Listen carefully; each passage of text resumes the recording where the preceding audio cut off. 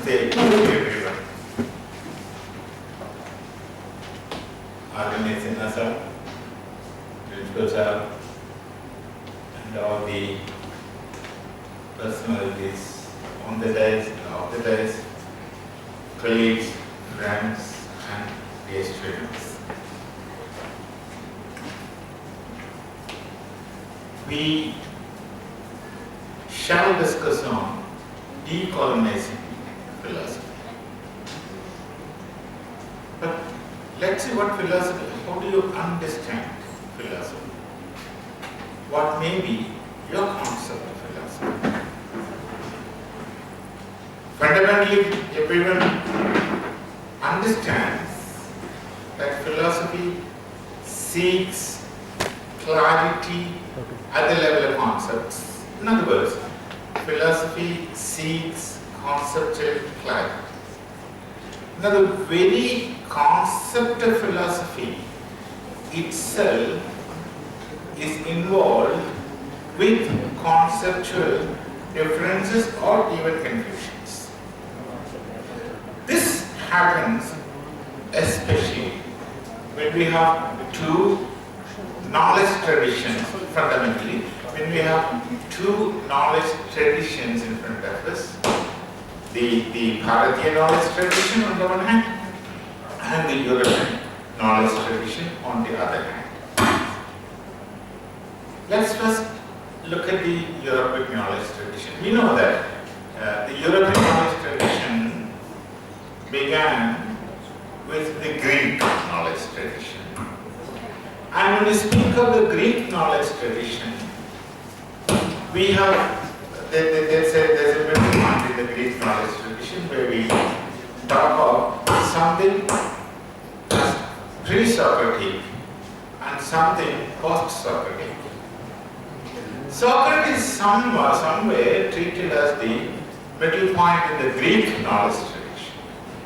But the Greek knowledge tradition did not last very long. That is one thing. I'll just mention.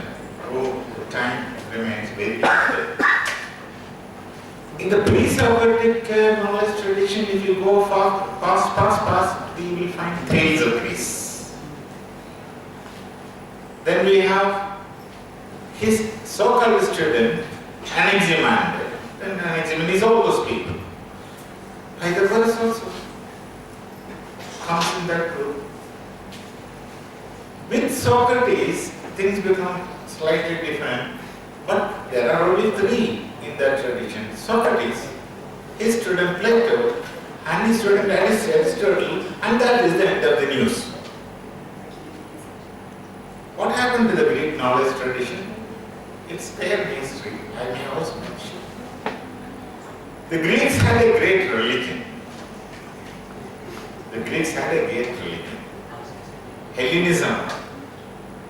The name of the religion is Hellenism now, and then nowadays there is not a single Hellenist in the world. There is not a single Hellenist. But there is a lot of comparison between the Greek knowledge things and the Bharatiya knowledge things. First of all, let's see, with Socrates did not write anything. Anaximander is supposed to have written a book on physics. Yes, Anaximander. He wrote a book on physics. They were concerned with the physical world. Why? The Greek philosophers, especially the pre-Socratic philosophers, they were concerned about things happening around. They were trying to understand the phenomenal world around them because they did not know how things happen in the world. How things happen around was the first fundamental question that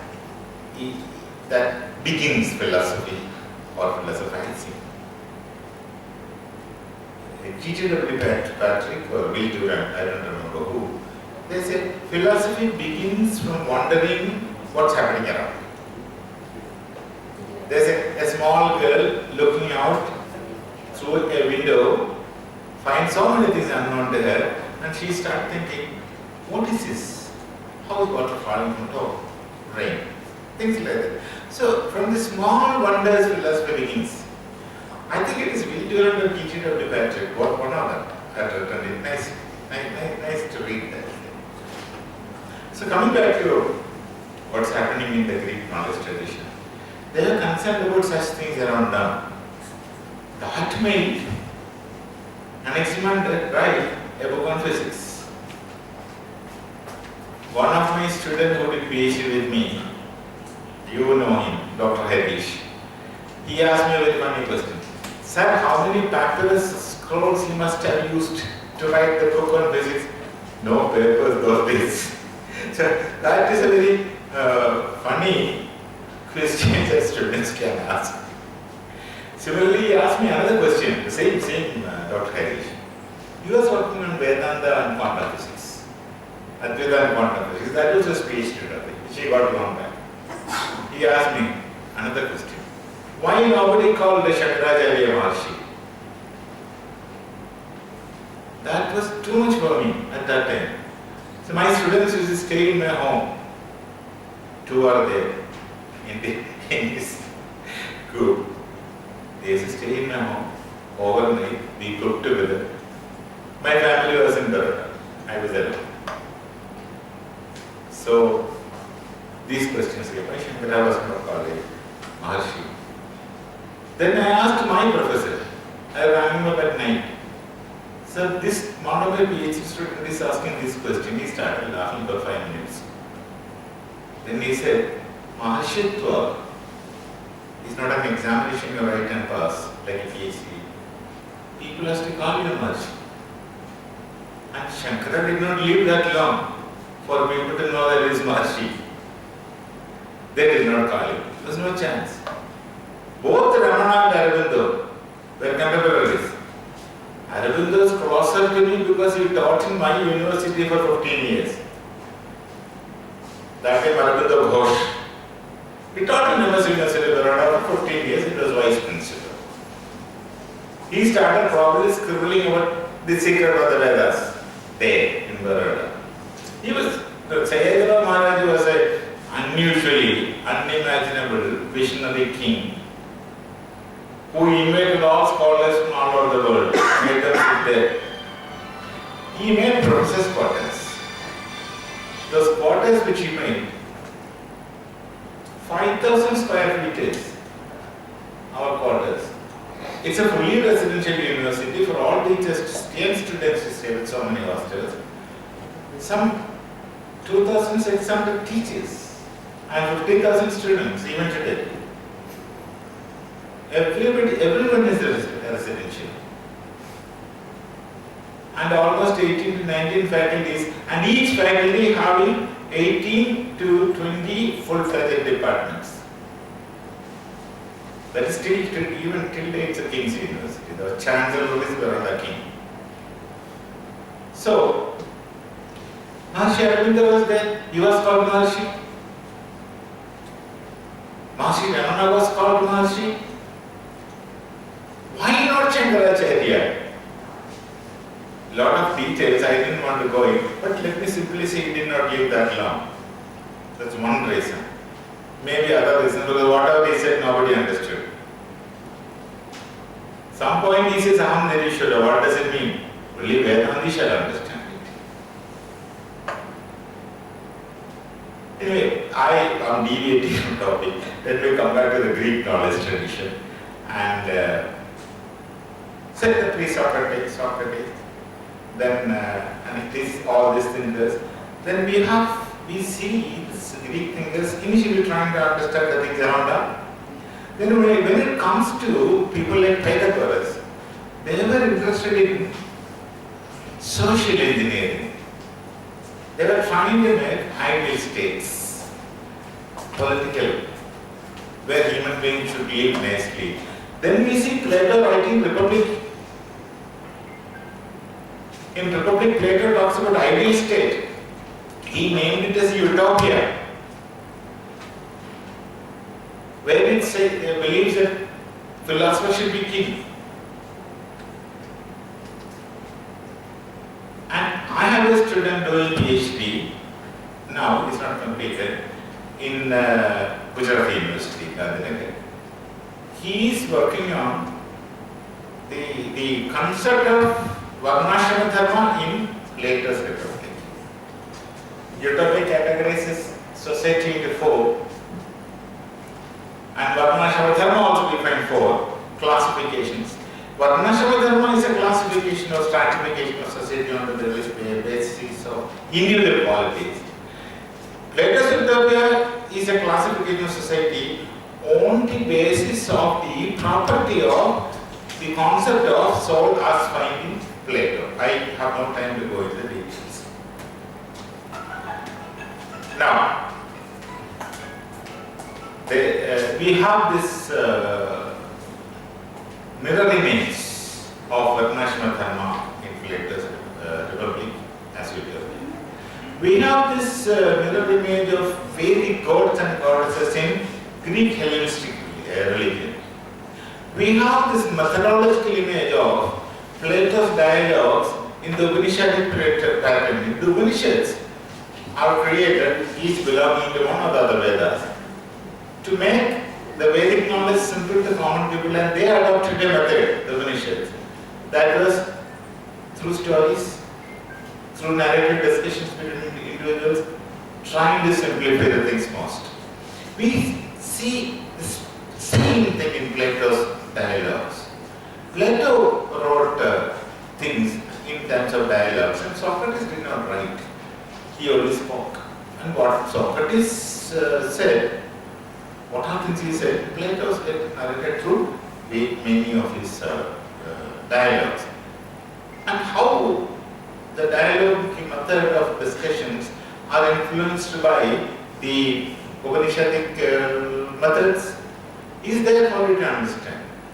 No wonder Tales of Greece, the first one in pre-Socratic tradition, that's there in the history. They say Tales of Greece comes across about the five Panchabhutas, we say in Sanskrit, the five forces from the Punjabi merchants who travel to Greece for various traveling business.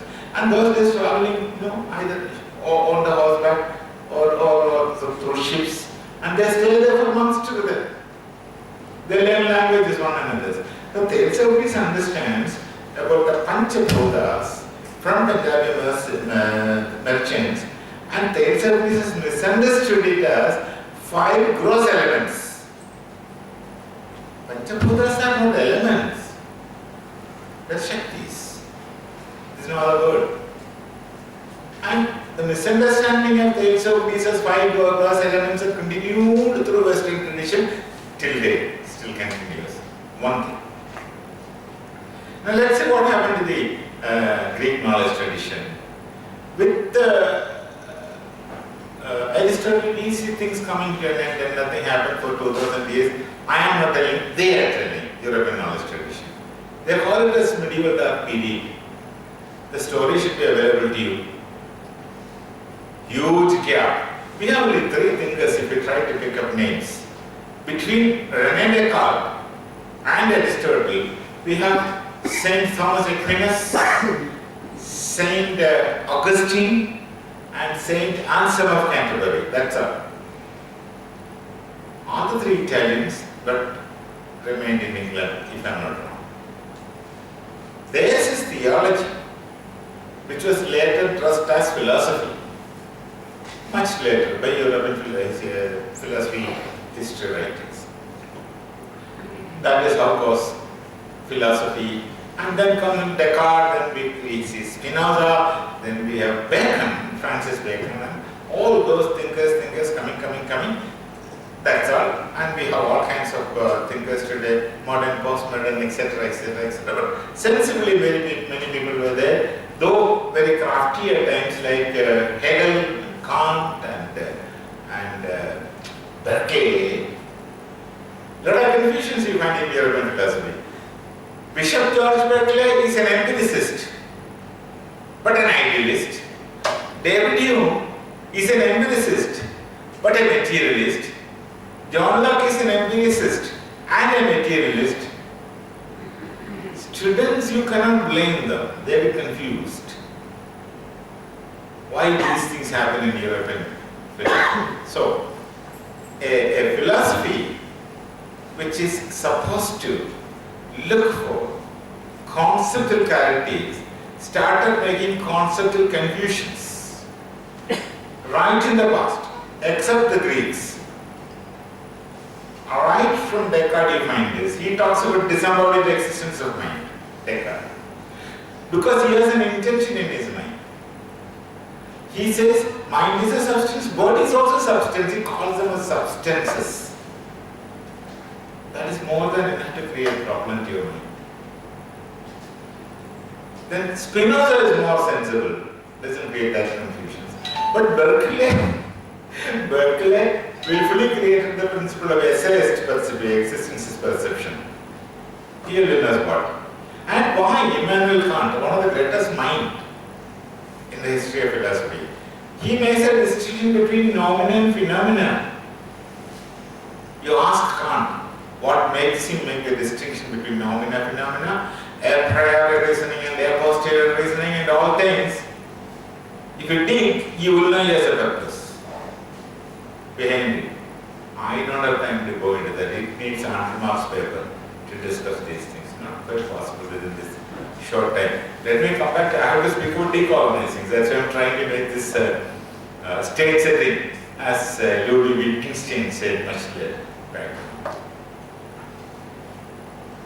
So, philosophy, which is supposed to be aiming for conceptual clarity, had resulted in creating confusions as after the medieval dark period in the European tradition. And what happened later is out there. There is existentialism, and I got a thesis from one university in very far from here, which talks about existentialistic ethics. They have a tradition of moral philosophy, and every university in the world, they teach moral philosophy papers. And I don't know how many really understand what is meant by universalization or universalized principles of morality. You find in Kant, he is doing it beautifully. He makes a principle universalizable, and then he makes it categorical and imperative. These are creating confusion, conceptual clarities, confusions. So, philosophy in Europe and Bharat are not the same. That's what I'm trying to say. In Bharat, we call it as darshan. What is the difference between darshan and philosophy? I was trying to understand. Philosophy in European knowledge tradition is speculation, speculative.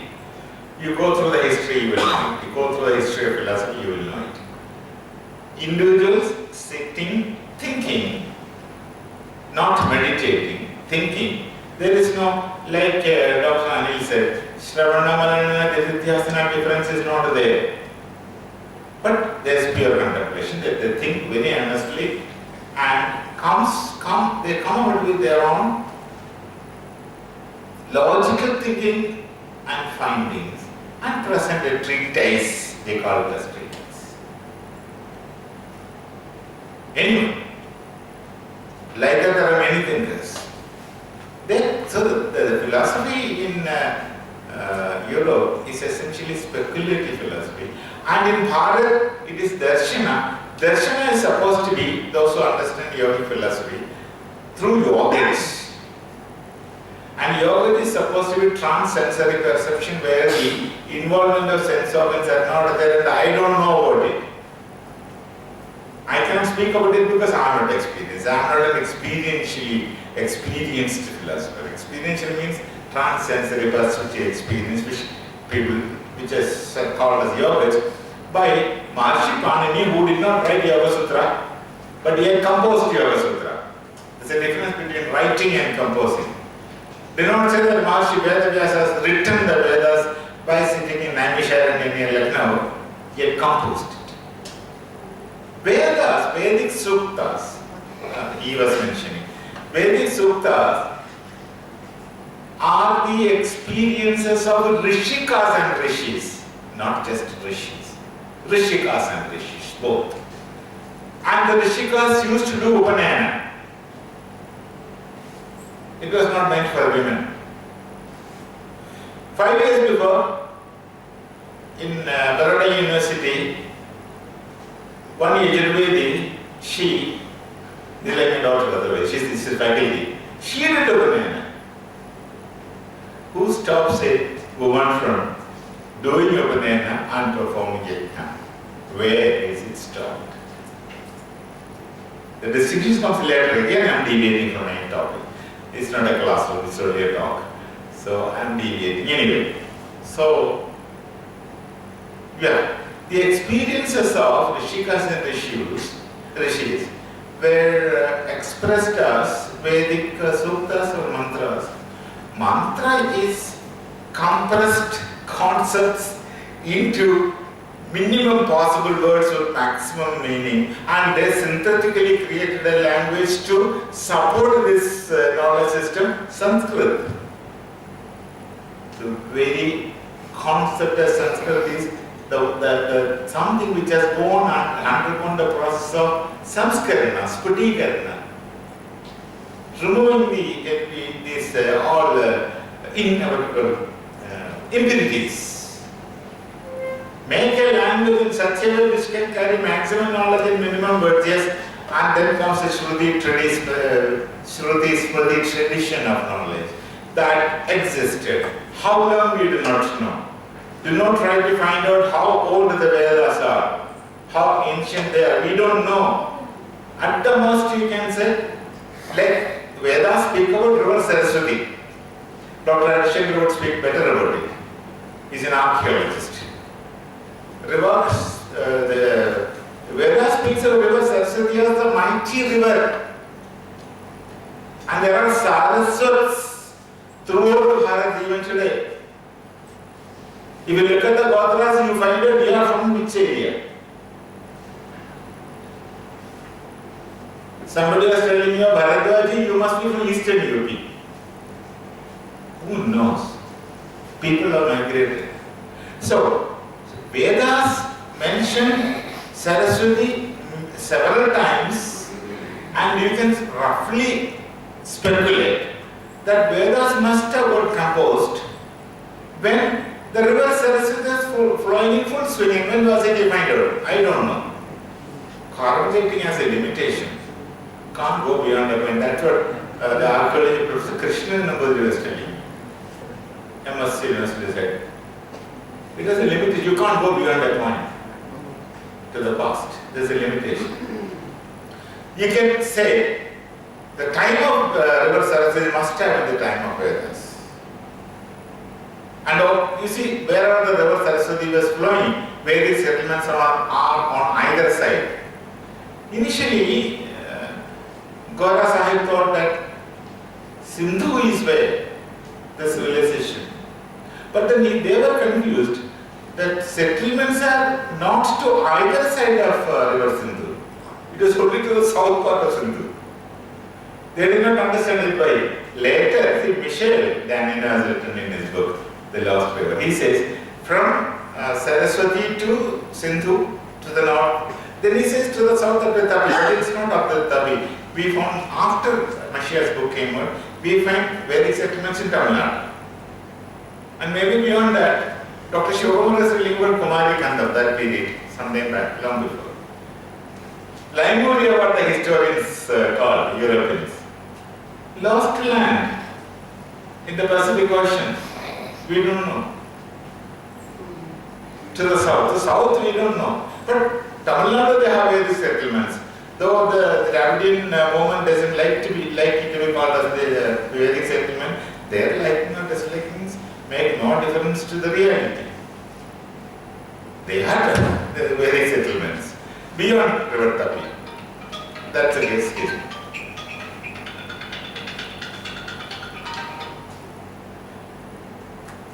So, again, coming back to the point.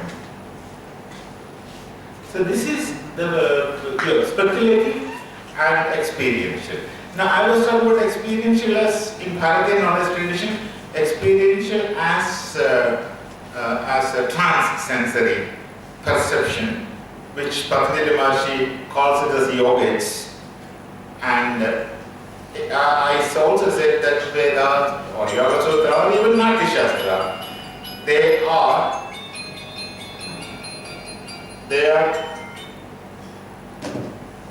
composed by great scholars. They pre-existed through the Shruti Smriti tradition, so we can't find time when it was originated. But I have no right to speak about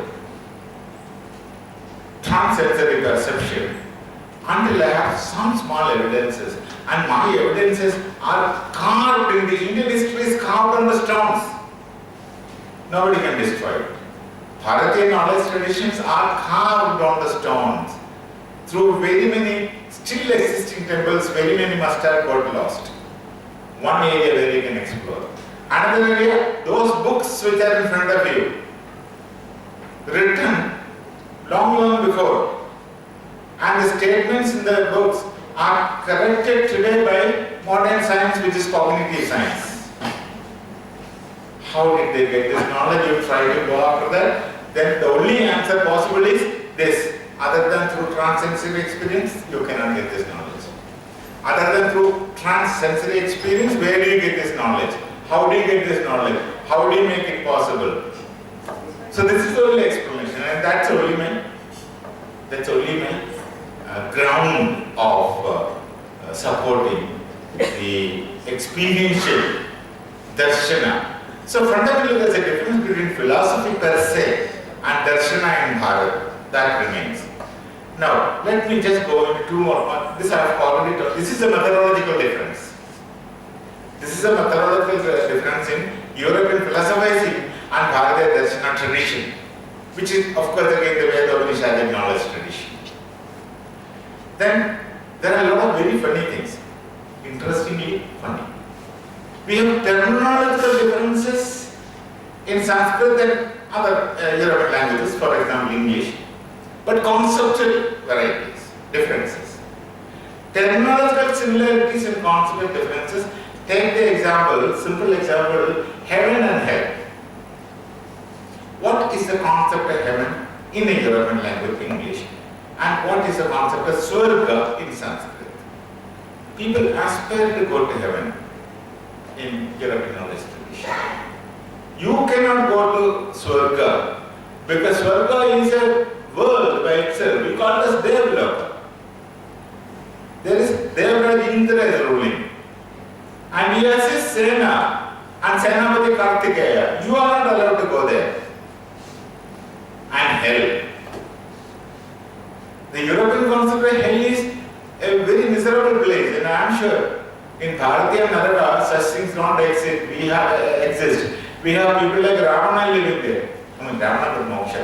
Many others living there with all luxuries. There also human being is not permitted to go.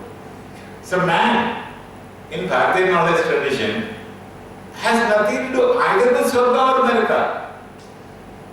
We aspire for moksha. See, 2 points in the entire Bharatiya knowledge tradition. Everything is rooted in Vedas because the whole thing can be related as beginning from Vedas. And the only desideratum, the ultimate object is moksha. Do anything. It's ultimately aimed at moksha. Some Vidya Yaganam. Is there anything else other than these 2 points in the entire Bharatiya knowledge tradition? No. Sinasa was asking about different types of Vedantas. Sinasa was also asking, is it discussing? That discussion may be not needed. Different perspectives. I was telling yesterday to Dr.Ramesh, the Vedic Acharya's life must have been miserable because a sukta has to be taught to 15 students sitting in front of him in 15 different manners as befitting each one. Dana has to go in the proper dana has to go to proper patra. He was studying knowledge should go to the right hand, receptive hands. the requirement of X from one particular sutta is different from the requirement of Y. An Acharya is supposed to give to X as he wants, because then only it shall make sense to him. Then only he shall be meaningful to the society. And then only he can attain moksha. Otherwise they will get deviated from their own care, lakshya path and desiderated objective. So Vedic Acharya's life must have been tough and simple at the same time. He is capable of giving knowledge to different people according to their mental requirement. So, differences are apparent, not real, and temporary. And what is not real and temporary is Maya, Shankaracharya. I am here, standing and talking to you now. I was not here little before, and I will not be here little after. So my presence can be called as Maya. After some time I don't exist. So what is not temporary in the entire cosmos? What is not permanent? I mean, what is permanent in the entire cosmos? Only that can be real. And I agree with my forefather Shankaracharya. He is correct. He is correct. Because everything is illusion. Everything is Maya. What is only reality is that which is beyond. Having guna, rupa, akara. Right? Same thing physics speaks. Energy, matter, the total quantum of energy is same. They call it as a law of conservation of energy. And energy doesn't have a fixed form. It changes forms. Matter also, matter and energy together. They keep changing forms, and no form is permanent. Every form is temporary. But what is that energy which moves from form to form? You can't understand. It is beyond being intellectualized. It's beyond intellection. Many people have this problem that what I don't understand don't exist. It's easy. What I don't understand don't exist. Easy for me. What is not acceptable to me, I don't exist. I don't accept. Again, easy for you. Try to understand, you will be so. Just think about infinity. What is Anadimadhyanta? You will be confused. So, I am coming back. Swarga and Naraka. The concepts are different. Word terminology is same. Words are same, number one. Number two, many people, when somebody unfortunately expires, right, RIP, rest in peace. That's an entirely different concept. One is resting in peace according to his theology. You are resting in the grave in Semitic theology until the day of judgment. You don't extend it to a Nastika. You don't extend it to somebody else who aspires to get moksha. Now, moksha is a serious concept. Moksha, Nirvana, Kaivalya, they are all equally similar concepts, though with objectives slightly different but ultimately one. But salvation, atonement, they have different concepts. You cannot get salvation until and unless there is an infinite mercy of God given to you. It's very difficult while teaching philosophy of religion in the class for the people from different theological backgrounds sitting can't understand one another. Moksha is earned. God has no role to play in it. Bharath will not seriously take care of God. We don't have concept of God like that. We don't have such concept of God. Our concept of ultimate reality is something else which is beyond shape. You can't even name it. I belong to Shankara. You can't even name it. We don't have a personal God. Once while teaching philosophy of religion in Nehru, Northeastern Delhi University, I just put a question in philosophy of religion. Is God a person?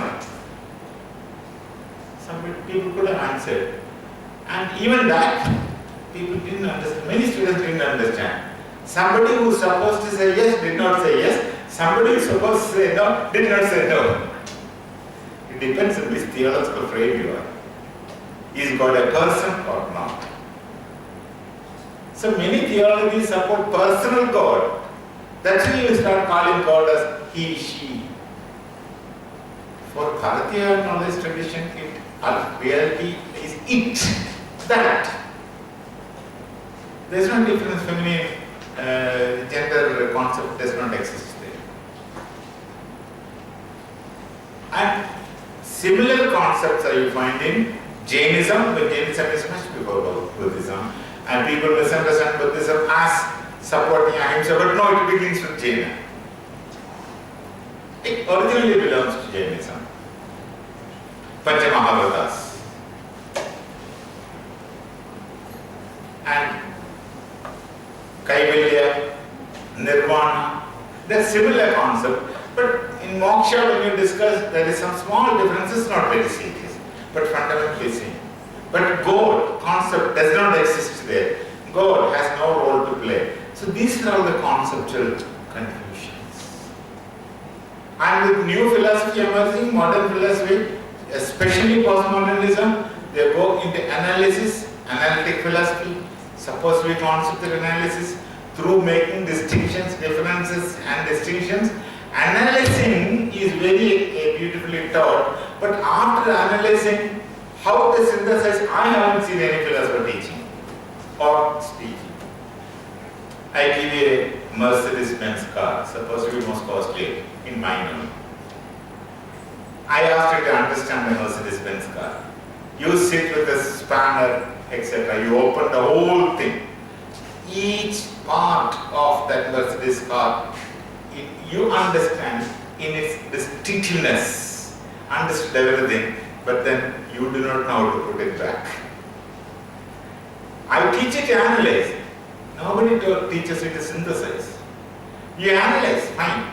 But analysis is a tool to understanding, means you must also know synthesis, and then look at it, what has been synthesized later to get a concept clear. Like what Kant had said, synthetic unity of a priori, a perception. In a different context. Synthetic unity of a perception. If I see Kant, I will really buy him tea and give him for maybe such new for energies. Such a lovely person, lovely philosopher. So, decolonizing philosophy should be an ongoing effort till we die, until we prepare the next generations to continue it, until they die and they prepare the next generation to continue it as an ongoing process, because colonization is something which happened because of invasions from without Bharath. There are invasions from areas starting from with the Alexander, son of Philip of Macedonia, who happened to be the student of Aristotle, but went more into political power philosophy. He went about conquering, starting from Alexander till the British left. We had been colony of various people, and there are impacts on our every aspect of society. Similar impacts are on our philosophy also. All knowledge systems. And to decolonize, has to be a continuous struggle. I gave few examples of concepts, and in philosophy, if you go into history, you will go mad. How much of work you have to do? Indian Council of Historical Research, our friendly institutions of Bharat Sarkar, is trying desperately to do this, but they are only able to begin now. The decolonizing process should have started after when we became politically independent from the British. But it had not started because we ourselves did not know what to do. Our ignorance combined with incapability, inability and ununderstanding, and not really belonging to the Bharatiya Sanskrit. I will not speak more. Next session has to start.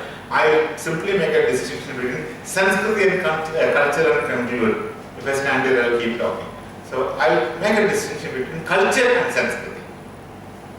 Let's see what is the meaning of culture. If you try to understand culture, you will end up in a definition that culture is refined human existence. Sanskrit is also refined human existence, but there is a fundamental difference. Sanskrit is a refined human existence with an inbuilt longing towards the transcendental.